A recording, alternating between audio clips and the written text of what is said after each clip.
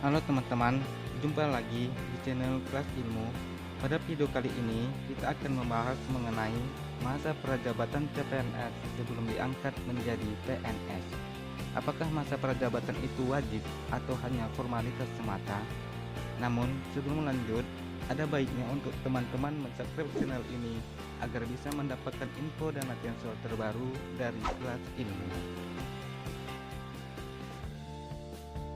Baiklah teman-teman, kita lanjutkan.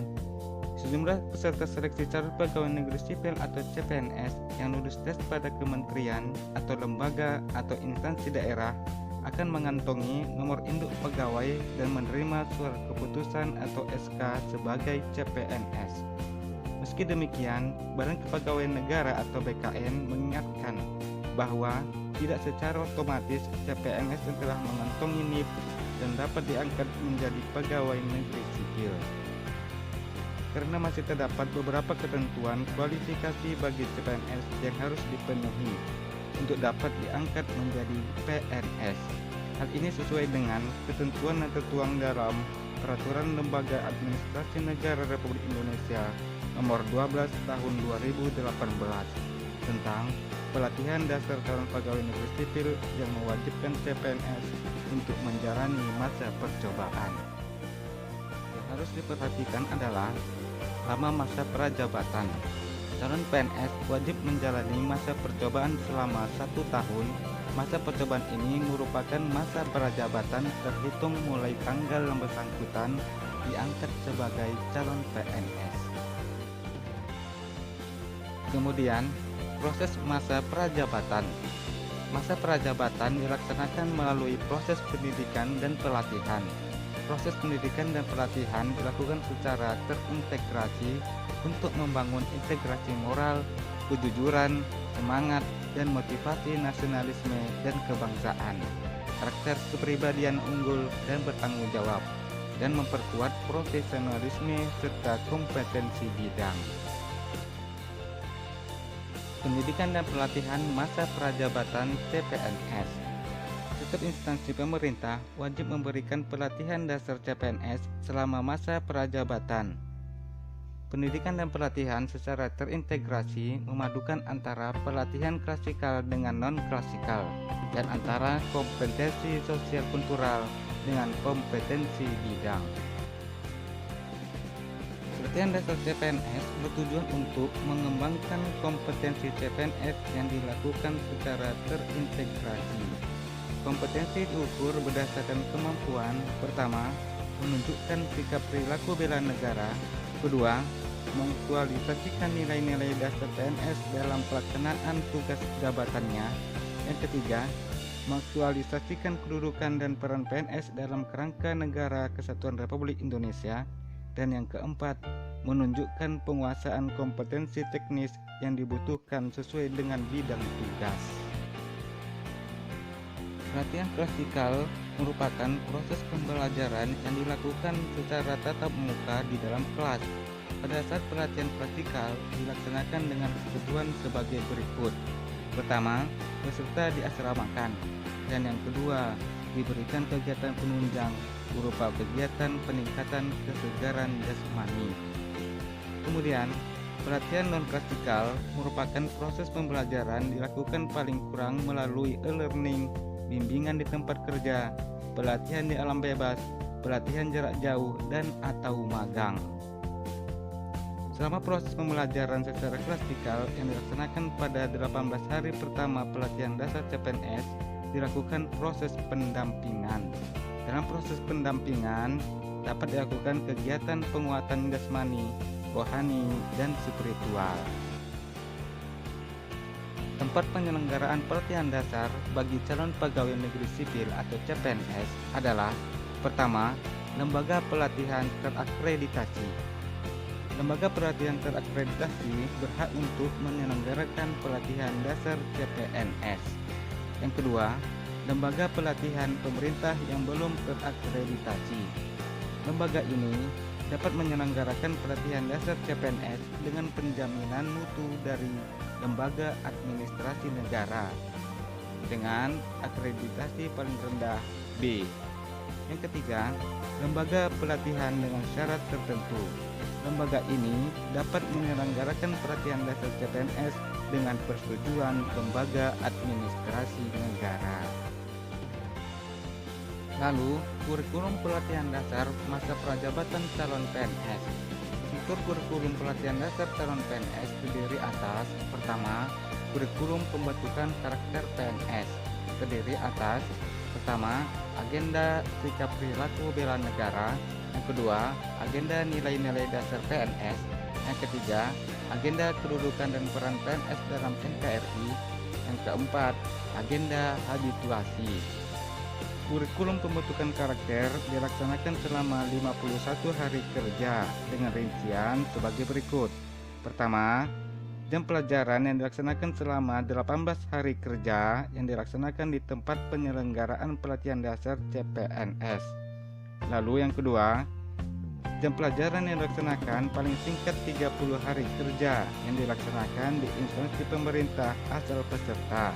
Lalu yang ketiga, jam pelajaran yang dilaksanakan selama 3 hari kerja yang dilaksanakan di tempat penyelenggaraan pelatihan dasar calon PNS atau di instansi pemerintah asal peserta.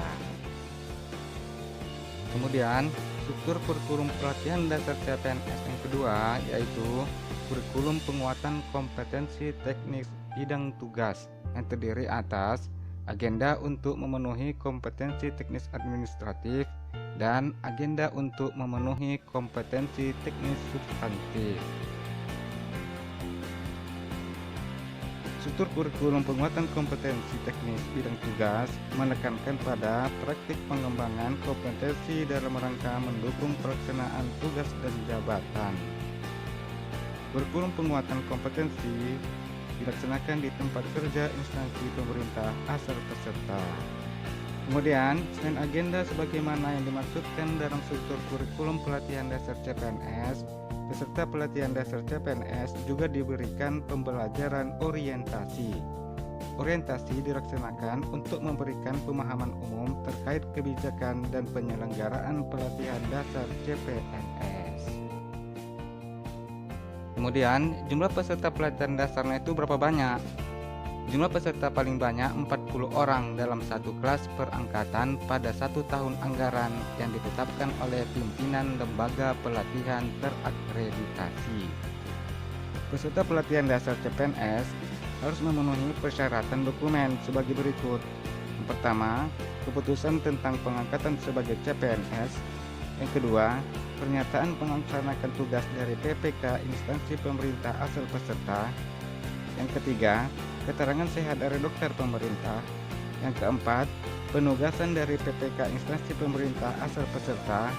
Dan yang kelima, pernyataan kesediaan mematuhi ketentuan yang berlaku dalam penyelenggaraan pelatihan dasar CPNS. Biaya pelatihan dasar calon PNS apakah dibebankan kepada peserta? Pembiayaan program pelatihan dasar CPNS dibebankan pada anggaran instansi pemerintah asal peserta. Rincian biaya pelatihan dasar CPNS pada kurikulum pembentukan karakter PNS ditetapkan oleh Kepala Lembaga Administrasi Negara. Rincian dapat dijadikan acuan dalam penyelenggaraan pelatihan dasar CPNS. Pelaksanaan pelatihan dasarnya itu berapa kali? Pendidikan dan pelatihan hanya dapat diikuti 1 kali dan pelaksanaannya dilakukan sesuai peraturan lembaga administrasi negara. Kemudian, kualifikasi penilaian evaluasi peserta pelatihan dasar calon PNS ditetapkan sebagai berikut. Pertama, sangat memuaskan. Skornya 90,01 sampai 100. Yang kedua, memuaskan. Skornya 80,01 sampai 90. Yang ketiga, cukup memuaskan dengan skor 70,01 sampai 80. Yang keempat, kurang memuaskan dengan skor 60,01 sampai 70. Dan terakhir, tidak memuaskan dengan skor lebih rendah atau sama dengan 60. Peserta pelatihan dasar calon PNS dinyatakan lulus apabila memperoleh kualifikasi paling rendah cukup memuaskan. Berarti dia skornya 70,01 sampai 80. Kemudian peserta pelatihan dasar calon PNS dinyatakan ditunda kelulusannya apabila memperoleh kualifikasi kurang memuaskan. Berarti skornya 60,01 sampai 70. Lalu peserta pelatihan dasar CPNS dinyatakan tidak lulus apabila memperoleh kualifikasi tidak memuaskan. Berarti skornya lebih rendah daripada 60. Kemudian sertifikasi pelatihan dasar bagi calon PNS. Oke, kepada peserta diklat prajabatan yang telah menyelesaikan keseluruhan program dengan baik dinyatakan lulus, akan diberikan surat tanda tamat pendidikan dan pelatihan atau STTPP.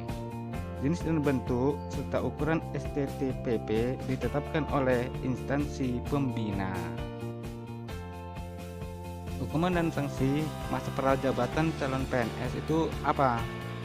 Calon PNS yang mengundurkan diri pada saat menjalani masa percobaan dikenakan sanksi tidak dapat mengikuti seleksi pengadaan PNS untuk 1 tahun anggaran penetapan kebutuhan pegawai.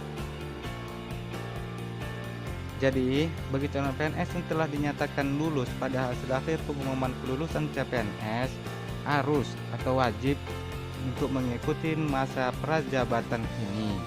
Karena kalau tidak bakalan dikenakan sanksi. Gitu ya. Oke teman-teman, terima kasih sudah menyaksikan dan insyaallah kita akan berjumpa lagi pada video-video pembahasan lainnya. Assalamualaikum warahmatullahi wabarakatuh dan sampai jumpa. Bye.